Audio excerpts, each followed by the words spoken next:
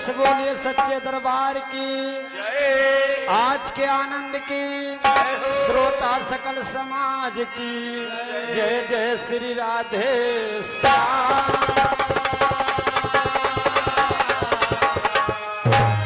बोले भक्त और भगवान की।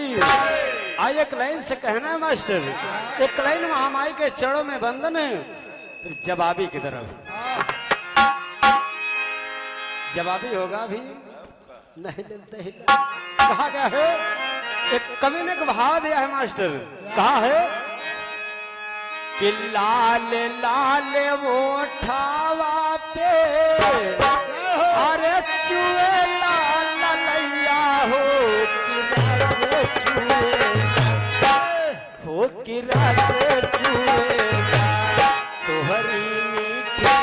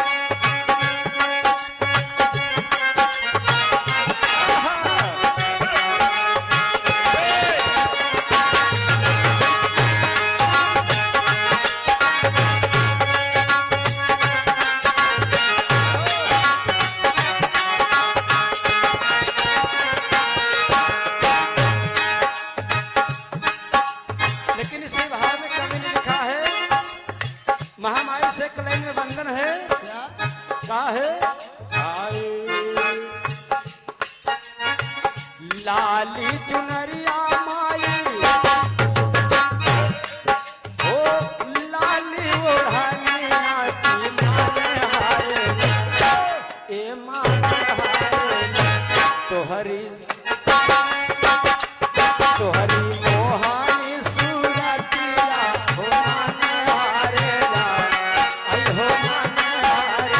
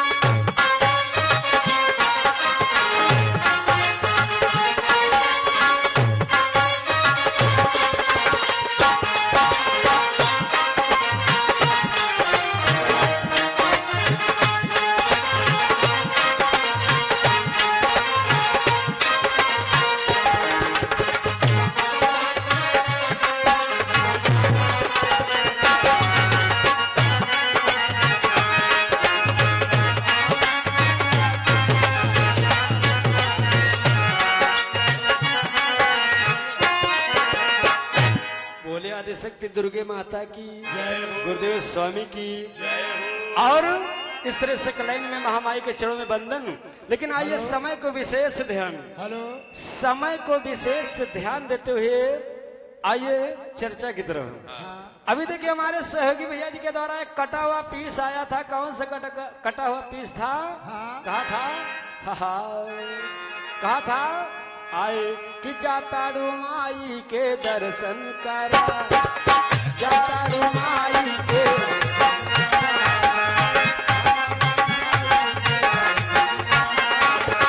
काहे का लगने सांझे सकार काहे के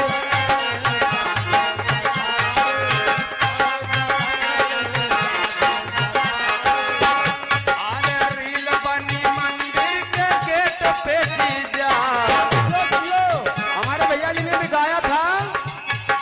रील बनी मंदिर के गेट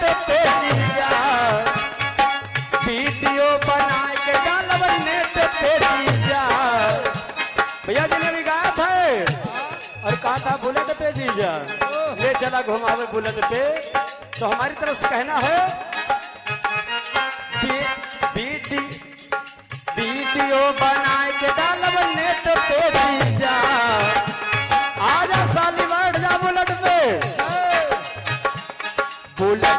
जीजा, बुलेट पे जीजा ले चली घुमाए गई बुलेट पे।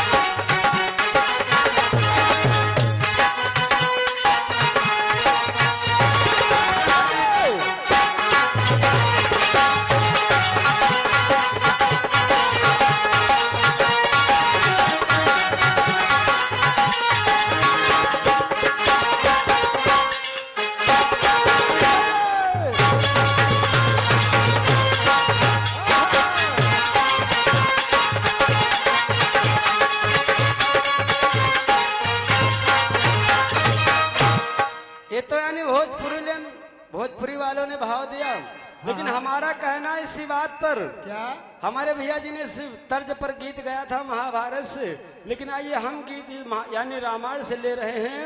बात उस समय से कि जिस समय भगवान वामन का वेश बनाया और राजा बलि के वहां छल करने के लिए गए, छोटा सा रूप बना करके कहा कि मैंने सुना राजन तुमने बड़े दानी हो, तो कहा मांग लीजिए कुछ।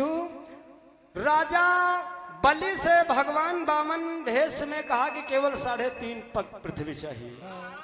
राजा बलि ने कहा दे दिया, और मांगे रहा बिगहा 2 बिगहा 4 बिगहा मांग तो कम से कम कुछ टट्टर पट्टर हो जाए, और 3.5 में का हुई।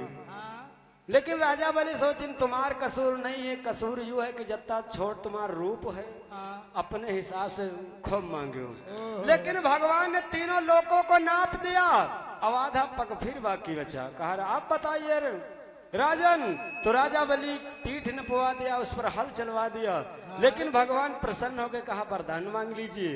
तो राजा बलि कहा तुम्हारे जैसे भिख मंगन से, अरे हमारे घरे खुदे मांगे आयो, और तुमसे हम क्या मांगी। भगवान कहा मैं आपकी परीक्षा ले रहा था, कोई सा वरदान मांग लीजिए। तो राजा बलि देखिए मांगते हैं वरदान, क्या कहा कि हमारे 52 मुहारों पर आप ड्यूटी कीजिए केवल, जिस गेट से मैं निकलूं उस गेट पर खड़े मिलो।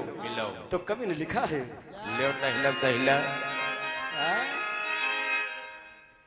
तो कहा है कहा गया आए किस साले की जीजा करे पहरेदारी, साले की जीजा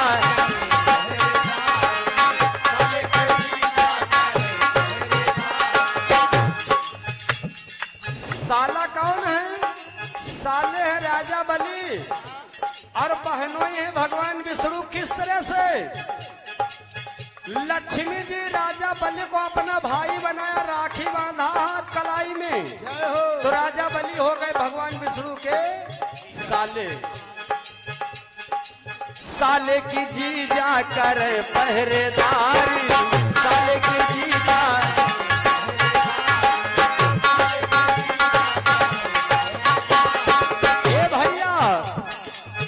कोई तनख्वाह ना रेट पे जीजा, ना कोई तनख्वाह और ना कोनो रेट ना कोनो वेतन। जिस मुहारे से राजा बलि करते उस मुहारे पर भगवान विष्णु खड़े मिलते हैं, बड़ा परेशान। ना कोई तनख्वाह ना रेट पे जीजा, जैसे भोजपुरी वालों ने गाया बुलेट पे जीजा, तो हमारे गीत में भी आएगा जीजा। ना कोई तनख्वाह ना रेट पे जीजा, ड्यूटी बजावे हर गेट पे जीजा, गेट पे जीजा, गेट पे जीजा, अरे ड्यूटी बजावे हर गेट पे जीजा, गेट पे जीजा।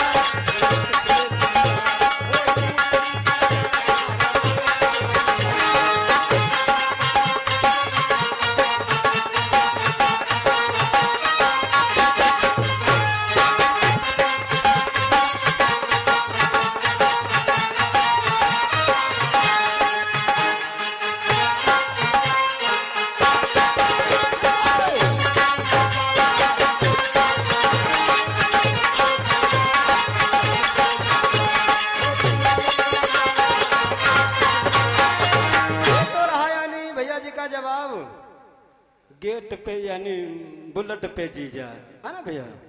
और आइए एक लाइन भगवान शंकर से कहना, उसके बाद सीधा जवाबी की तरफ कहा गया है।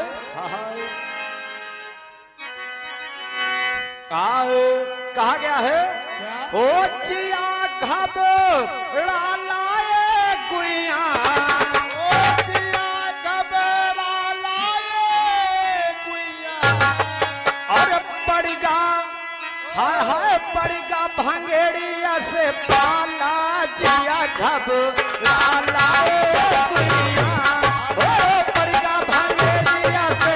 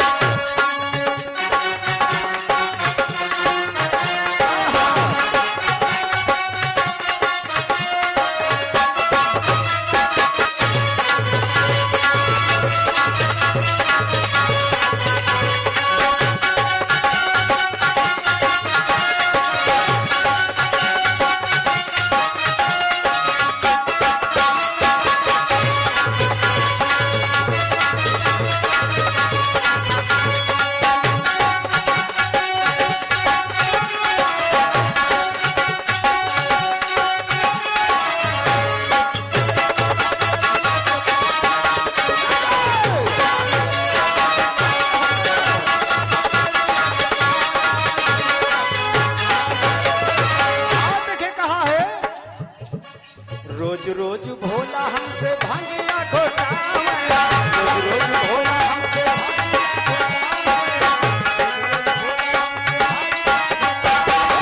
भांगिया घोटावे, भोला भांगिया घोटावे, भांगिया घोटावे,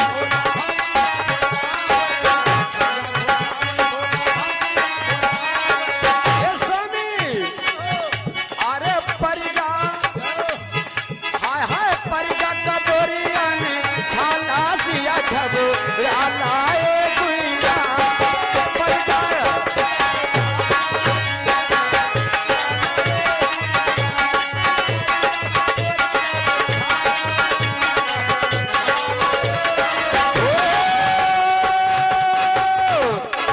जिया घबरा लाए गुइया, ओ जिया घबरा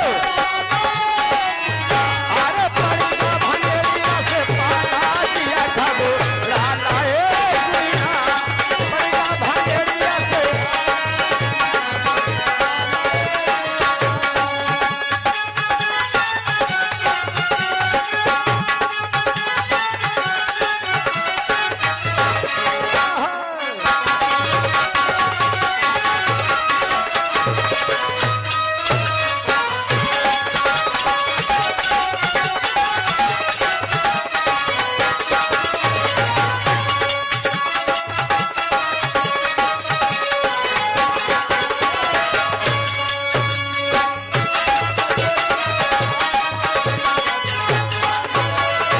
और कहा गया है। और एक बात हमारे भैया जी बता रहे थे अभी, हमारे माजे बाबू भगवान के भजन में भक्ति में डांस कर दिया, तो एक गांजरी वाले भैया बतावत यहाँ कहते हैं या कहते सफेदाबाद से रंडी ले भैया के गैस निकल गए। अरे वाह, अरे यहाँ या क्वालिटी है जो भगवान के है ना। और हमारे वंश में आप लोग देखा होगा कि भगवान कृष्ण जन्म लिया तो भगवान कन्हैया भी नाचा है, गोपियों के साथ में रास किया, तो अगर उनके वंश में हम लोग जन्म लिया अगर डांस कर दें तो कौन बुराई है। अब कैसी तबीयत है? तो का ये लोग कुछ अलग मामला का भाई इनका लोगन क्या है? इनका आवत न जावत चुना निशान, आता न जाता चुना निशान। छाता भाई हमारे वंश तो भगवान कृष्ण जन्म लिया, गोपियों के साथ में रास किया और नृत्य किया, नाचा, तो हमारे मगर नाच दिन अजय बाबू कोनो बात नहीं, डांस आए वो है मैं क्या है और का ये कहूँ कुछ और मामला है का भाई इनके लिखा तो इनके याद है वो है उधर स्टूडियो वाले रोहितो भैया लिखे हैं,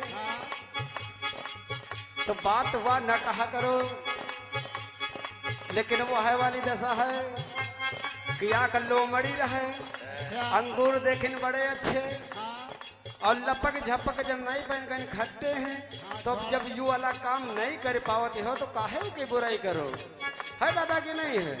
अरे यह या कला हो चाहिए, पहले देखो क्वालिटी है। हाँ हाँ तो कहा है और ये भी लिखा है कि भगवान के भजन में, भगवान की भक्ति में, भगवान के सामने जो नाचता है उसको भी 84 नाचक नहीं परते हैं। तो कहा है बहुत पिचास भोला संघवा में नाचे, बहुत पिचास भोला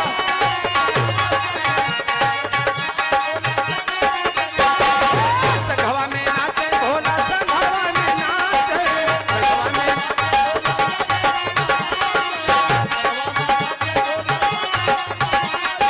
ये भैया अरे देख देख यादव रोहित भैया, अरे देख देख जिया है दे हाला जिया खबो हाला ए दुनिया, देख देख जिया है दे हाला।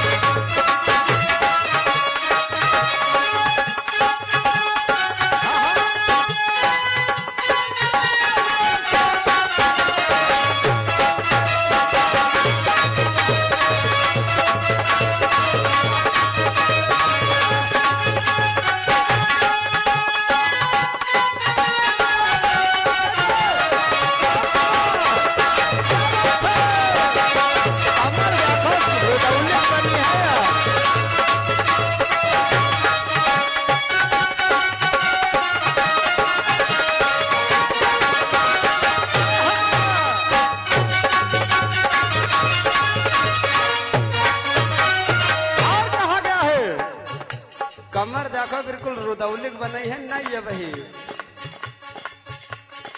क्वालिटी है, और ये कमर बनाओ में यहाँ कहो या कभी हड्डी केरे को हो जाए, आई कम करवाई नहीं निकल खुदे ज्यादा रहा, अब तक कमर नहीं हिलत रहा, कुछ हड्डी की निकलवाई नहीं बाहर। और कहा है लालची यादव भोला तो हरी सरनिया, लालची यादव भोला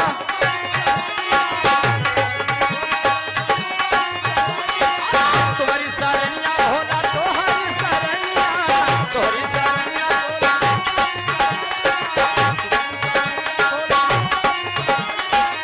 भैया कहा है अरे शिव के अरे भोला के चरण सिर डाला जिया खबो लाला ए दुनिया।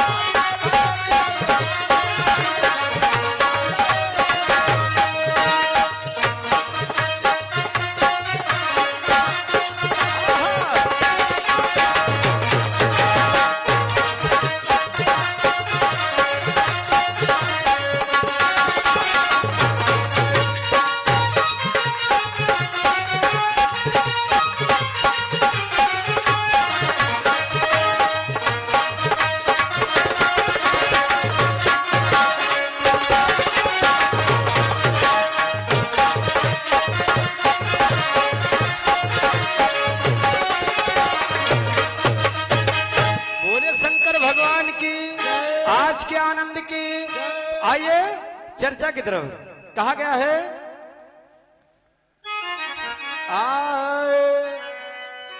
आहा हो रहा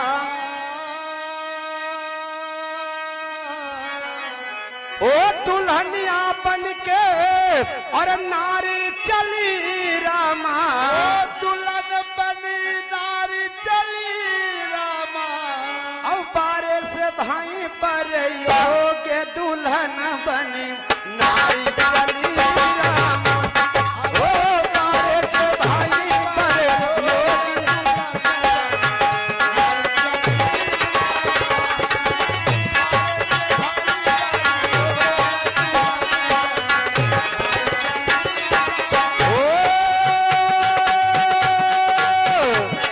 दुल्हन बनी नारी चली रामा। दुल्हन बनी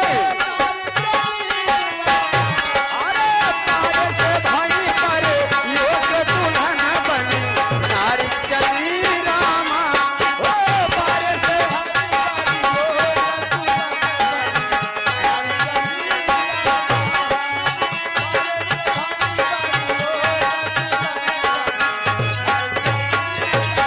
ये प्रसंग हमारे भैया जी के द्वारा छूटा है कि जब देवकी का विवाह का समय आया, जो 7वीं लड़की थी, तो उस समय कंस कहने लगा कि इस बहन का विवाह मैं करूंगा, अपने मर्जी से करूंगा। लेकिन कंस था, अब उसका धीरे धीरे बोलबाला बढ़ चुका था, तो इसलिए उसकी बात का कोई इनकार न कर पाया। लेकिन उसका पिता भी मौजूद है, देवक यानी देवकी का पिता मौजूद है, और उग्रसेन भी हैं कंस के पिता। लेकिन कंस कहता है इस लड़की का है लाडली मेरी बहन, इसका विवाह मैं करूंगा अपनी मर्जी के अनुसार। तो भैया जी ने कहा कि कुछ लोग कहीं वासुदेव से अच्छा कोई राजा नहीं, तो कहा कि वो चक्रवर्ती नहीं है। तो कहा चक्रवर्ती उनका एक निशान है। तो निशान हमारे भैया जी ने पूछा निशान कौन है? तो हमने भाई इसको पढ़ा नहीं है, लेकिन सुना जरूर है कि यानी बाबा वासुदेव के बरछी का निशान था।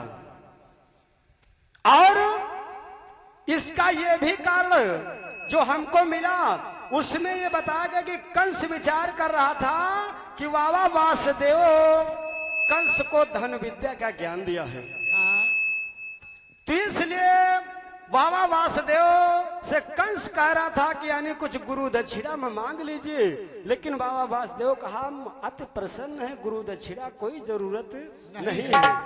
तो कंस के मन में बात आ गई, एक तो मेरी गुरु दक्षिणा बाकी है, और कुछ लोगों का भी कहना है कि यानी वासुदेव से अच्छा कोई राजा नहीं है।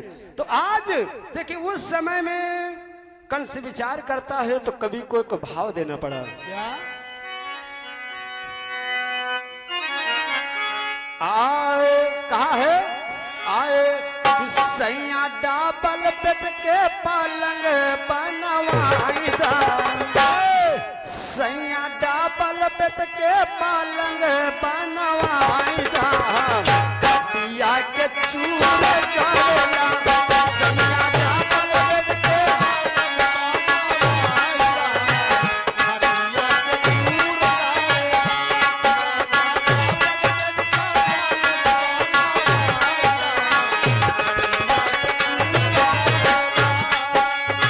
चूर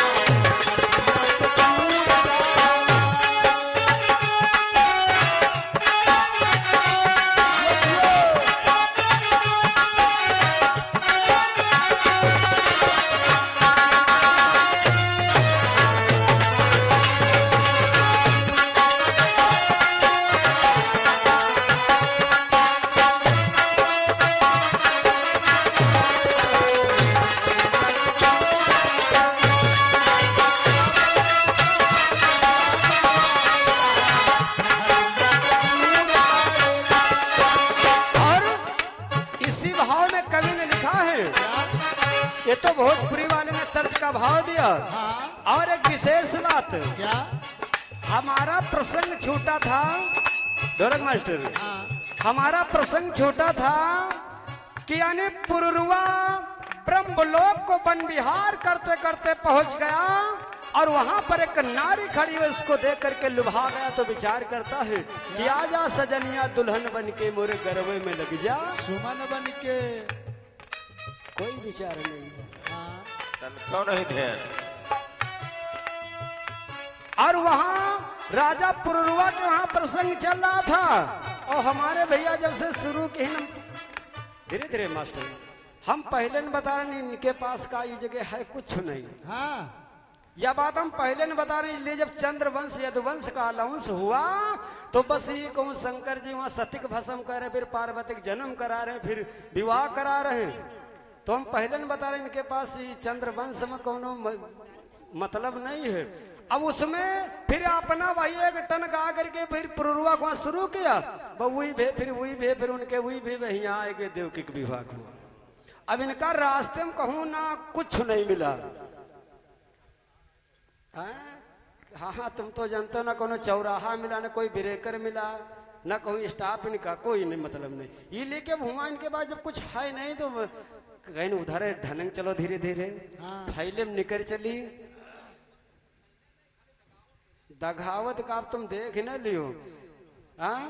अगर जब अलाउंस हुआ था कि यदुवंश यादव वंश, हमने कहा था कि देखिए यहाँ नाहुस के वहां से आहिर होंगे। जब राजा नाहुस अजगर हो जाएंगे, आही माने क्या होती सर्फ, वहां से अहीर होंगे, अहीर से फिर यादव हो जाएंगे, उसमें कई वंश बदलेंगे। लेकिन आवाज जब से छूट गाड़ी तो कहूं ब्रेकर इनका नहीं मिला, सीधे वहिया बेचारे उग्रसेन वासुदेव सूरसेन देवकी का विवाह। हाँ हो सही कहो भैया, चलो अच्छा ठीक है, आज रात तुम्हारा निपटो गए लगभग अब फैले में आए गए इधर। अरे कुछ पड़ोसियों में है आज। हाँ हाँ तब है तो भाई चलो कोनो बात नहीं हमारी तरफ से। हाँ हाँ तो कहना है इसी भाव में कवि ने लिखा कि भोजपुरी वाले ने भाव दिया है कि देखिए कंस विचार करता है कि अगर आखिर मेरा गुरु दक्षिणा भी बाकी वासुदेव को दिया नहीं तो उस समय देखिए करता क्या है।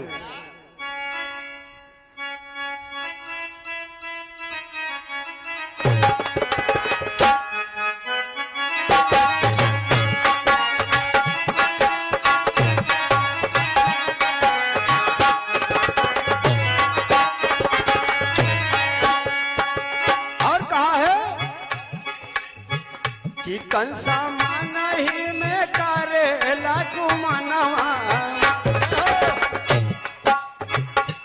कंसा मनहि में करे लागू मनवा, बहन के विवाह करेला कंसा मनहि में करे लागू मनवा।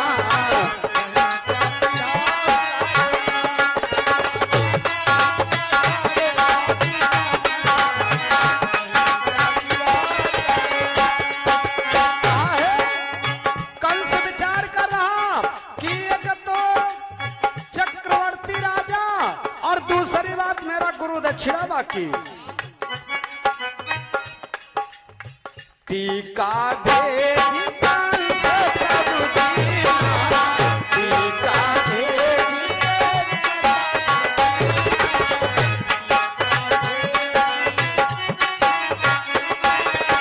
भैया वासुदेव मनया चरज कीना, वासुदेव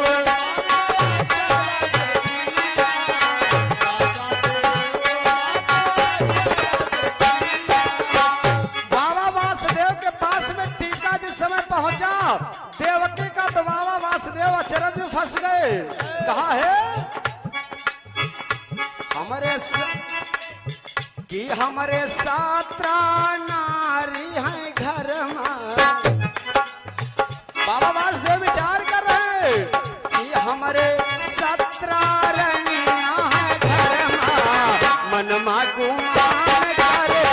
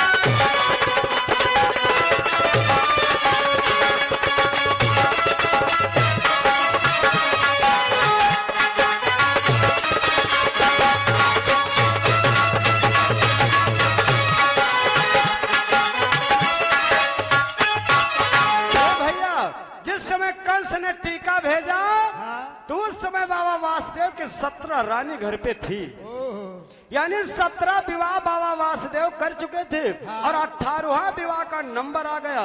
तो बाबा वासुदेव विचार करने लगे कि मेरे पास 17 रानी। हाँ, आखिर तो आज देखिए उस समय में टीका तो स्वीकार कर लिया, लेकिन बारात लेकर के बाबा वासुदेव जिस समय आते हैं और जब बारात लेकर के आए तो देखिए हुआ क्या। क्या हुआ?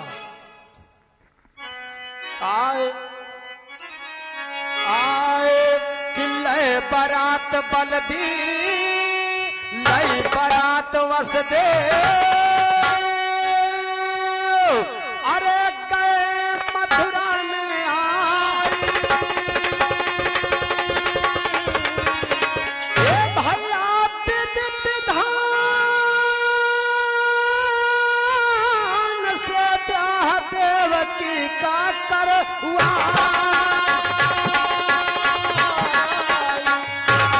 पिता हुई बारात भेजने तब कंसा चल दी, ओ भैया का सवारी वह समय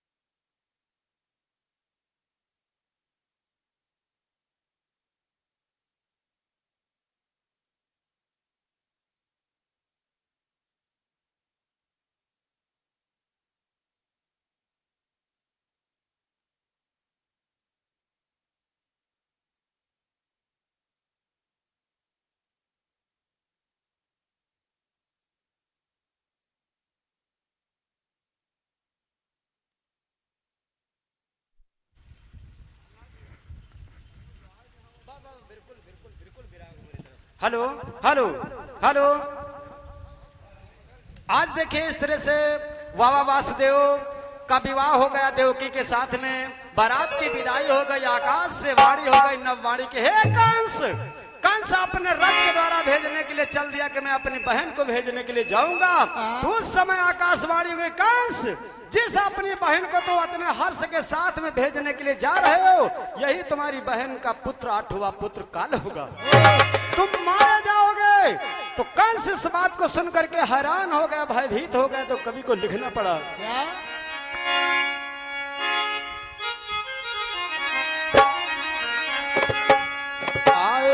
कंस विचार करे तो अनर्थ हो गया।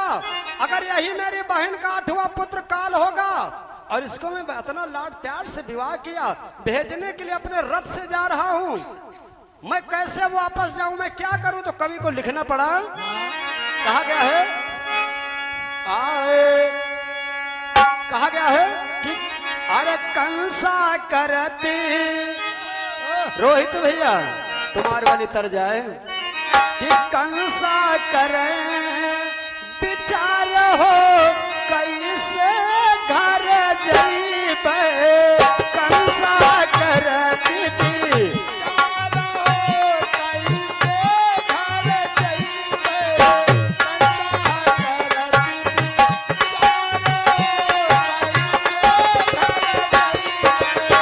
कैसे घर जइबे कैसे घर जइबे कैसे घर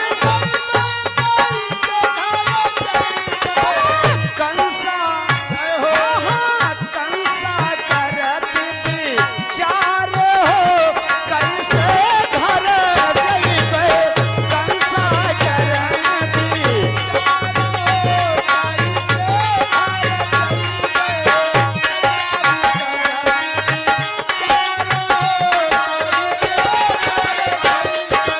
समय कम है बिल्कुल। कंस विचार किया पकड़ के सतेवा किनके लीना पकड़ के सतेवा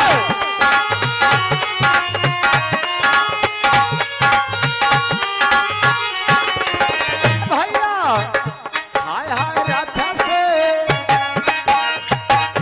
हो रथ से दीन की राई हो कैसे घर जइबे रथ से दीन की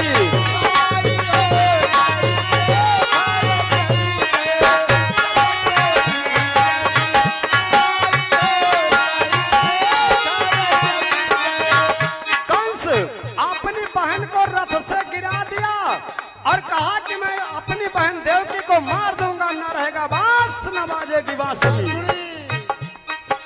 लेकिन बाबा वासुदेव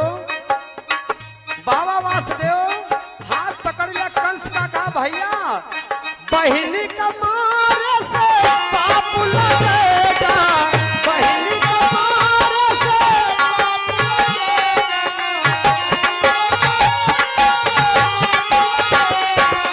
भैया राहन जैसे अरे राहन जैसे छाई हो कैसे घर जइबे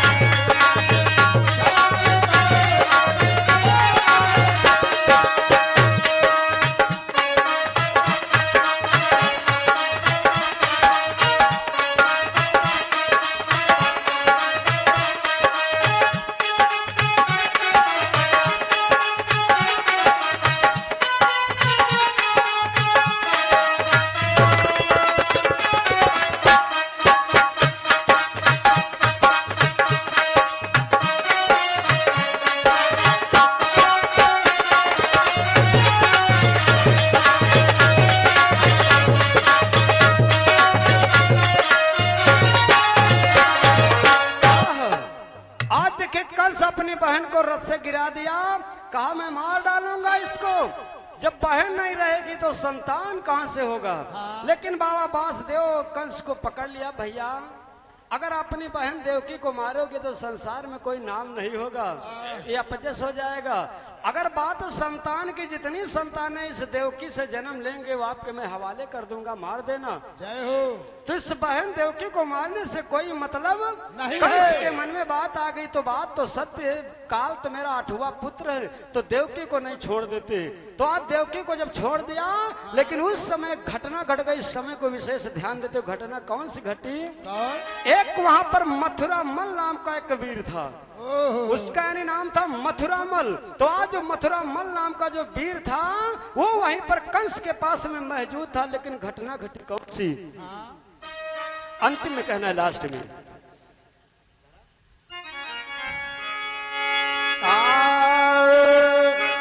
मथुरा मल एक वीर अरे कंस के संग मायावा, और सारा शरीर भयो लाल बहुत मनमा घबरा, निकले खून पीठ से लगा, और देखी बहुत हैरान, और कहा लाल जी हरि के लीला,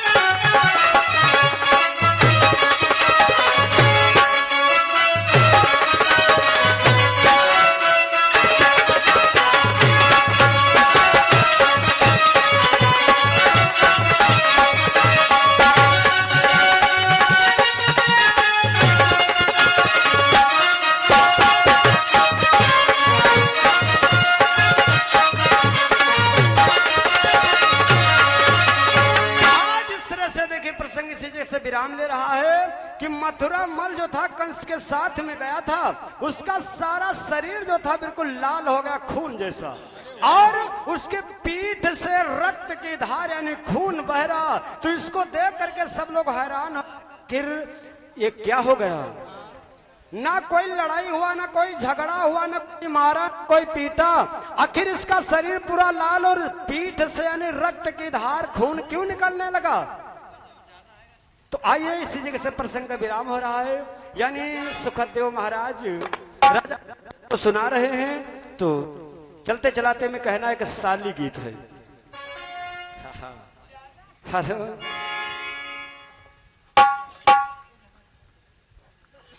और तो आइए चलते चलाते में एक गीत है छोटा सा, उसके बाद हमारे मंडल का बिल्कुल विराम हो जाएगा। और एक बात हमारे भैया जी ने बताया था कि यानी दुर्मलिक नाम का दैत्य था, और पवन रेखा जो उग्रसेन की पत्नी थी, इनकी बात को मैं खंडन नहीं कर रहा, लेकिन मेरा प्रयास है कि यानी उस असुर का नाम था गोभिल, और जो उग्रसेन की पत्नी थी उसका नाम था पद्मा। ये रामायणों का मत है। तो हम लोग अपन यानी प्रयास हम कस के जुटियान ऐसा नहीं है कटाप करे के लिए, लेकिन अब जैसे तीर हुआ मौके पर ना ला गए। हाँ कहे भैया है। तो आइए चलते चलाते में कहना है, आए कहा गया है, अभी हमारे संदीप भैया गाया था कि साढ़ू पे साढ़ू सवार, साली पस जीजा पे साली सवार। तो हमारी तरफ से कहना है कि चाहिए जरूर, हाय हाय चाहिए जरूर ससुरिया में साली, चाहिए जरूर ससुरिया।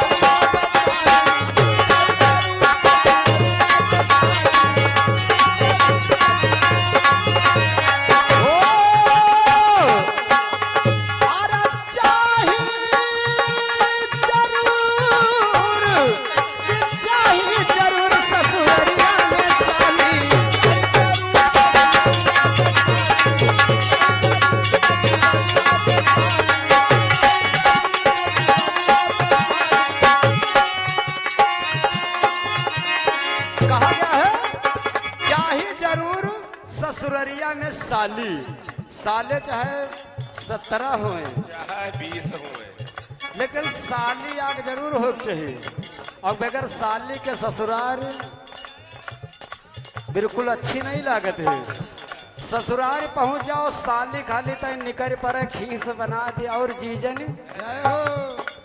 तो मानो सब थका जाता रहे दूरी, हाँ है ना दादा? तो इसीलिए कवि ने लिखा है, अरे चाहिए जरूर ससुररिया में साली, चाहिए जरूर ससुररिया।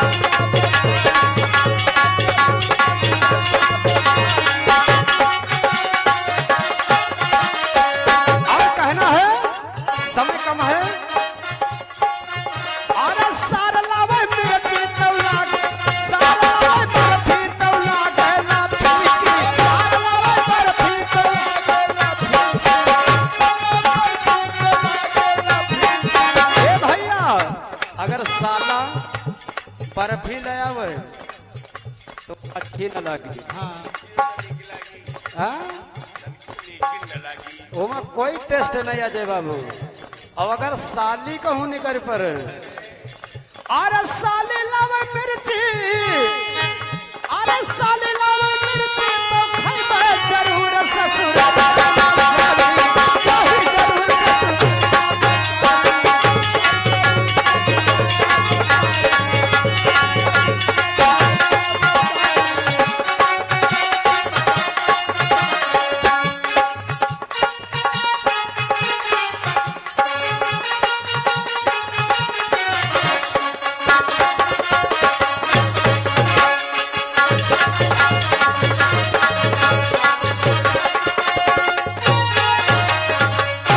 सच्चे दरबार की, आज के आनंद की, श्रोता सकल समाज की, सहयोगी मंडल की, जय जय श्री राधे श्याम।